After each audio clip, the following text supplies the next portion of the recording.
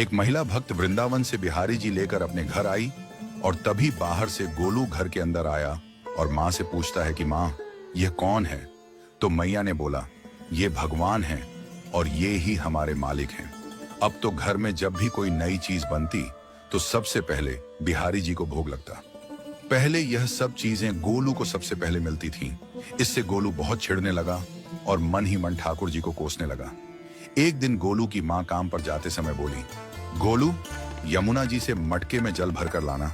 जब गोलू पानी भरने के लिए जाने लगा तो जाते जाते बिहारी जी को कहने लगा, खाने के लिए तो सबसे पहले तैयार रहते हो, लेकिन काम तो मुझे ही करना पड़ता है। अगर यहाँ रहना है तो काम करो। कहकर गोलू यमुना जी से जल भरने के लिए चल पड़ा। गोलू जब यमुना जी में जल भरने लगा तो उसने देखा कि यमुना जी के अंदर बिहारी जी विराजमान है और कह रहे हैं, ला गोलू, घड़ा हम भर देते हैं। गोलू उनको देखकर हैरान हो गया और बोला, नहीं नहीं, मैं अपने आप भर लूंगा। लेकिन ठाकुर जी ने उसके हाथ से घड़ा ले लिया और भरकर घर ले आए। गोलू घर आकर डर रहा था कि अगर माँ को पता लगा कि मैंने ठाकुर जी से काम करवाया है तो आज मेरी पक्की पिटाई होगी। माँ ने घर आकर बिहारी जी को गीले कपड़ों में देखा तो एकदम से हैरान हो गई और कहने लगी कि गोलू, ये जरूर तेरी शरारत है, जरूर तूने ही इन पर जल डाला है। गोलू ने अपनी माँ को समझाने का बहुत प्रयास किया, लेकिन माँ ने उसको डांट कर चुप करा दिया और ठाकुर जी के भीगे हुए वस्त्रों को बदलने लगी। अगले दिन जब माँ ने गोलू को अनाज पिसवाने का काम दिया तो बिहारी जी फिर अनाज का कनस्तर ले आए और माँ को ठाकुर जी के वस्त्रों के ऊपर सूखा आटा पड़ा मिला। तो माँ ने फिर गोलू को डांटा कि तुझे पता नहीं कि ये हमारे भगवान हैं और तू भगवान के साथ शरारत करता है। आज तूने फिर इनके ऊपर आटा फेंका है। तो गोलू शपथ लेकर कहने लगा, नहीं माँ, मैंने कोई शरारत नहीं करी है। ये तो मेरे हाथ से गेहूं का कनस्तर लेकर खुद पिसवा कर आए हैं।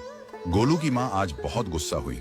अगले दिन फिर माँ बोली, बेटा गोलू, आज तुम्हारे बाबा बाहर गांव से वापस लौट आएंगे। बस आज का ही काम है, तुम जंगल से थोड़ी लकड़ियां ले आना। गोलू फिर डर गया, कहीं ठाकुर जी फिर मेरे पीछे ना आ जाएं।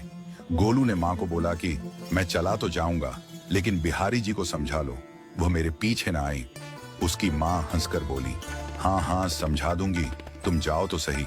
गोलू जल्दी जल्दी लकड़ियां लेने जंगल में चला गया और माँ काम पर चली गई। लेकिन उस दिन माँ काम से जल्दी वापस आ गई और देखा बिहारी जी अपनी चौकी पर विराजमान नहीं है। वह तो एकदम से घबरा गई कि कहीं गोलू की शरारत तो नहीं। वह भागी भागी जंगल की तरफ गई। तभी उसने देखा कि गोलू के साथ एक इंसान लकड़ियों को लेकर घर आ रहा है। गोलू की माँ यह देखकर हैरान हो गई कि यह तो बिहारी जी हैं। ये क्या हमारे भगवान हमारा काम कर रहे हैं?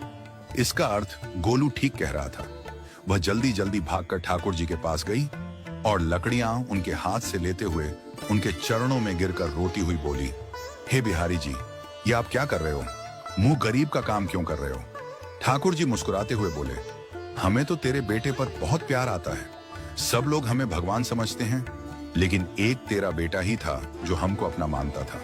अपना मानकर वो हमें डांट भी देता था, हमारे साथ गुस्सा भी करता था, और जो हमें एक बार अपना मान लेता है तो हम उसके मान के लिए उसके ही हो जाते हैं।